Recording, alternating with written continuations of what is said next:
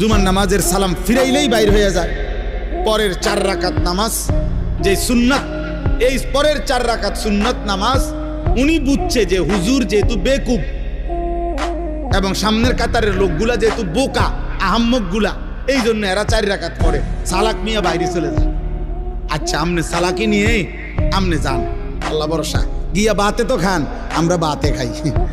জুমার পরে কোনো আমরা চিরা খাই না, এটা মনে, আমরা কোনো বন খাই না, আমরা বাতে খাই। আল্লাহর রহমতে আশা করি আমনেতে ভালোই খাই।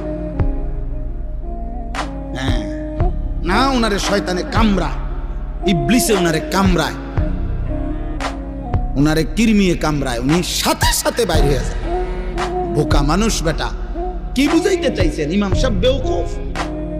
ইমাম সাহেবের বাপের কান থেকে 4 রাকাত নামাজ আনছে, এটা যদি কোনো কোরআন সুন্নাহ অনুমোদিত না হয়, এটা রাসূলুল্লাহ সাল্লাল্লাহু আলাইহি সাল্লাম সাহাবা